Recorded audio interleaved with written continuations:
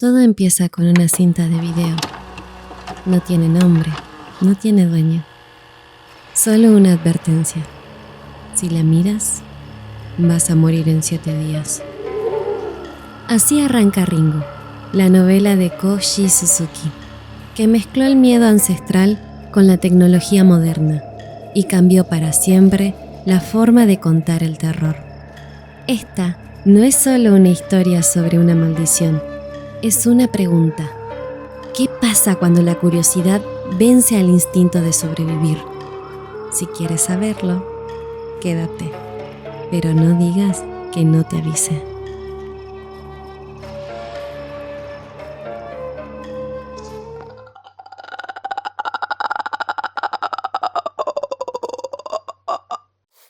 ...5 de septiembre de 1990... 22 horas 49 minutos... Yokohama.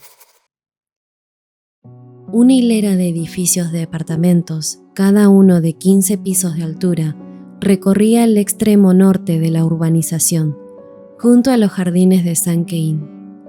Aunque llevaba poco tiempo construidos, casi todos los apartamentos ya estaban ocupados.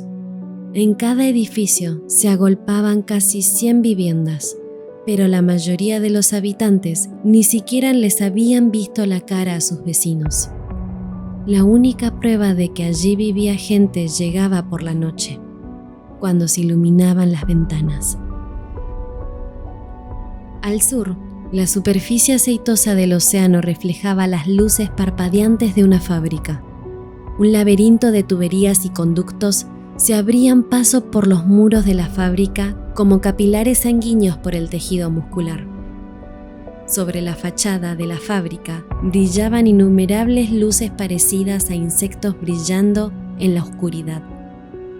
Incluso aquella escena grotesca tenía cierta belleza. La fábrica proyectaba una sombra muda sobre el negro mar de fondo. Unos 200 metros cerca, en la urbanización, una casa de 2 pisos nueva se alzaba sobre entre parcelas vacías, separadas por la misma distancia. Su puerta principal daba directamente a la calle, que iba de norte a sur, y al lado tenía un garage para un solo coche. La casa era corriente, como las que se ven en cualquier urbanización nueva, pero no había ninguna otra detrás de ella, ni a los lados. Quizá, debido a su mala ubicación, se habían vendido pocas parcelas y había carteles de "se vende" alrededor de la casa y por toda la calle.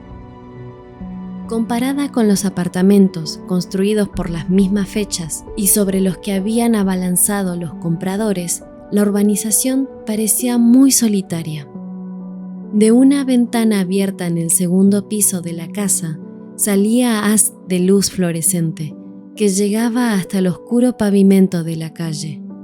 La luz, la única de la casa, venía del cuarto de Tomoko Oishi. Tomoko estaba tirada en una silla leyendo un libro para el colegio, vestida con unos shorts y una camiseta blanca.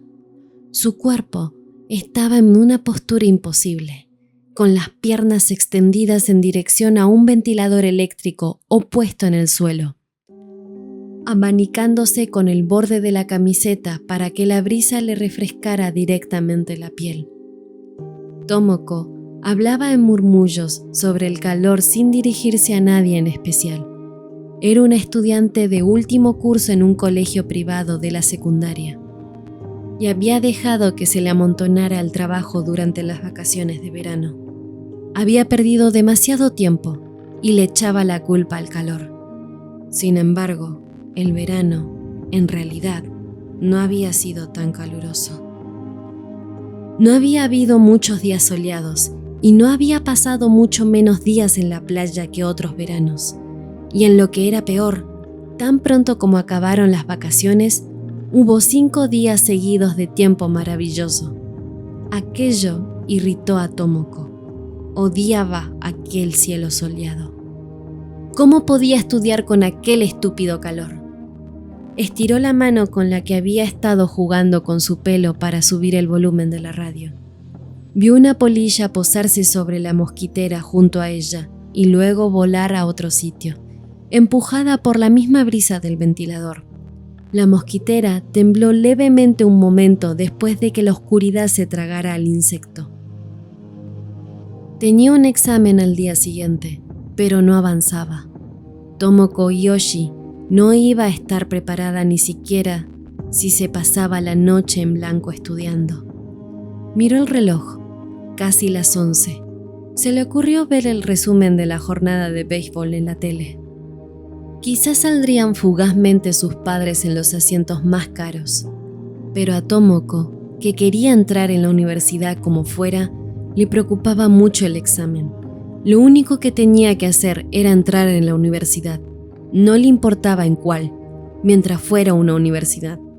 Aún así, ¿qué verano tan poco satisfactorio había pasado?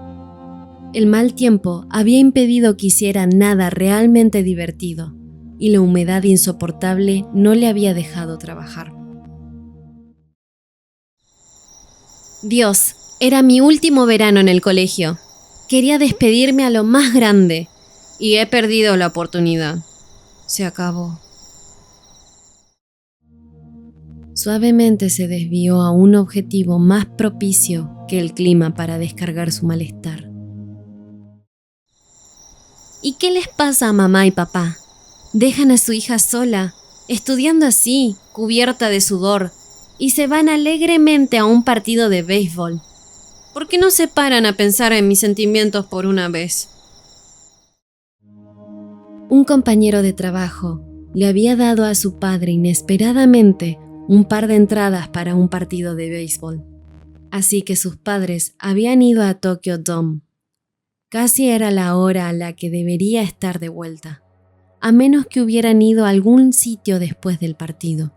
De momento, Tomoko estaba sola en la casa nueva. No era normal tanta humedad, ya que hacía días que no llovía. Además del sudor de su cuerpo, el ambiente estaba húmedo.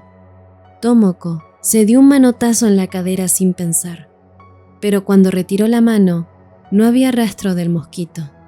Sintió un picor justo encima de la rodilla, pero quizá no era más que su imaginación. Escuchó un zumbido, agitó las manos sobre su cabeza. Una mosca. La mosca voló rápidamente hacia arriba para escapar de la corriente del ventilador y desapareció de la vista. ¿Cómo había entrado una mosca en la habitación? La puerta estaba cerrada. Tomoko revisó las mosquiteras, pero no encontró ningún agujero lo bastante grande como para que pasara una mosca. De repente, se dio cuenta de que tenía sed y tenía que orinar. Notó que le faltaba el aire, no exactamente como si se ahogara, pero sí como si tuviera un peso sobre el pecho. Tomoko llevaba algún tiempo quejándose para sus adentros de lo injusto que era la vida, pero ahora, al adentrarse en el silencio, parecía que fuera otra persona. Al bajar las escaleras, el corazón le empezó a latir con fuerza y sin motivo. Las luces de un coche que pasaba arañaron la pared al pie de las escaleras y se escabulleron. Cuando el motor del coche se alejó hasta dejar de oírse, la oscuridad de la casa pareció hacerse más intensa. Tomoko bajó las escaleras intentando hacer mucho ruido y encendió la luz del vestíbulo de la planta baja. Se quedó sentada en el retrete, enfrascada en sus pensamientos, bastante rato después de terminar de orinar. El violento palpitar de su corazón aún no había parado. Nunca le había pasado nada parecido. ¿Qué le estaba sucediendo? Respiró hondo varias veces para calmarse. Se puso de pie y se subió los shorts y las bragas al mismo tiempo. Mamá, papá, por favor, lleguen pronto a casa,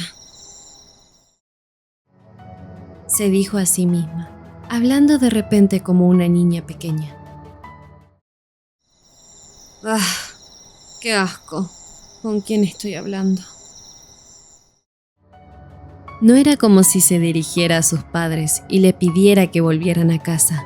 Se lo estaba pidiendo a otra persona. Deja de asustarme, por favor. Antes de darse cuenta, incluso lo estaba pidiendo con educación. Se lavó las manos en la pileta de la cocina.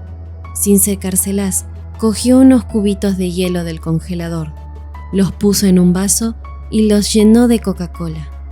Vació el vaso de un trago y lo dejó en la encimera. Los cubitos giraron en el vaso un instante y luego se detuvieron. Tomoko tuvo un escalofrío. Sintió frío. Su garganta seguía seca. Agarró la botella grande de Coca-Cola de la nevera y volvió a llenar el vaso. Le temblaban las manos. Tenía la sensación de que había algo detrás de ella. Algo, desde luego, no una persona. Un hedor amargo a carne podrida se percibía en el aire alrededor de ella, rodeándola. No podía ser nada corpóreo. ¡Basta! ¡Por favor!, suplicó ya en voz alta. El tubo fluorescente de 15 vatios parpadeaba sobre la pila de la cocina como una respiración entrecortada. Era nuevo, por fuerza, pero en ese momento su luz parecía poco fiable. De pronto, Tomoko deseó haber pulsado el interruptor que encendía todas las luces de la cocina, pero no podía ir hasta aquel interruptor. Ni siquiera podía darse la vuelta. Sabía lo que tenía detrás. Una habitación tradicional japonesa de 8 tatamis, con el altar budista dedicado a la memoria de su abuelo en una hornacina. Por el pequeño hueco que dejaban las cortinas, debería poder ver la hierba de las parcelas vacías y una estrecha franja de luz procediente a los apartamentos. No debería haber nada más.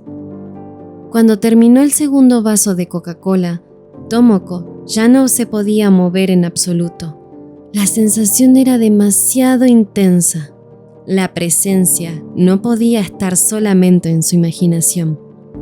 Estaba segura de que algo se le estaba acercando en ese mismo instante para tocarle el cuello. ¿Y si fuera? No quería pensar en el resto. Si lo hiciera, si siguiera por aquel camino, se acordaría de aquello y no creería poder soportar el terror. Había ocurrido una semana antes. Hacía tanto que ya lo había olvidado. Era todo culpa de Shuichi. No debería haber dicho aquello. Después, ninguno de los dos pudo parar. Pero luego volvieron a la ciudad y aquellas escenas, aquellas imágenes tan nítidas dejaron de parecer creíbles. Todo el asunto había sido una especie de broma. Tomoko intentó pensar en algo más alegre, cualquier cosa menos aquello. Pero, ¿y si fuera? Si aquello hubiera sido real. Al fin y al cabo, el teléfono había sonado, ¿verdad? Oh, mamá, papá, ¿qué están haciendo? ¡Vengan a casa!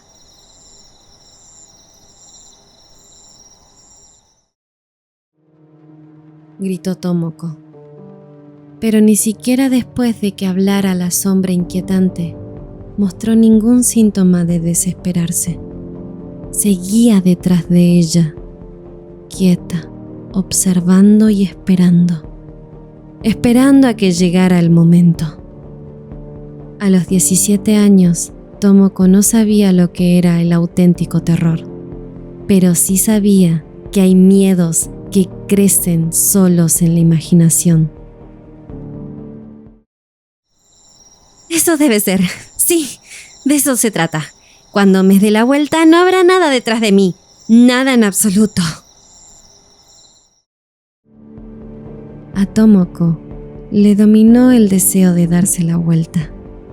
Quería confirmar que allí no había nada y salir de aquella situación. Pero, ¿realmente no estaba pensando en nada más? Un frío maligno pareció salirse de los hombros, extenderse a su espalda y deslizarse hacia abajo por su columna, cada vez más abajo. Tenía la camiseta empapada de sudor. Sus reacciones físicas eran demasiado fuertes para que fuera solamente su imaginación. ¿No dijo alguien que el cuerpo es más sincero que la mente? Sin embargo, otra voz habló también. Date la vuelta. Ahí no puede haber nada. Si no terminas la Coca-Cola y te pones a estudiar otra vez, a ver cómo haces con el examen de mañana.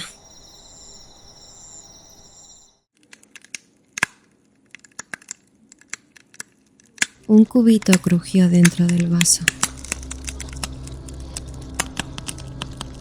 Como espoleada por el ruido, sin pararse a pensar, Tomoko se giró.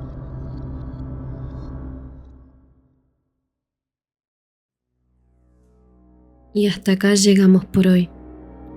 La cinta sigue girando y el tiempo ya empezó a correr. En el próximo capítulo vamos a seguir buscando la verdad detrás de la maldición. Aunque a veces entenderlo todo puede ser más peligroso que no saber nada.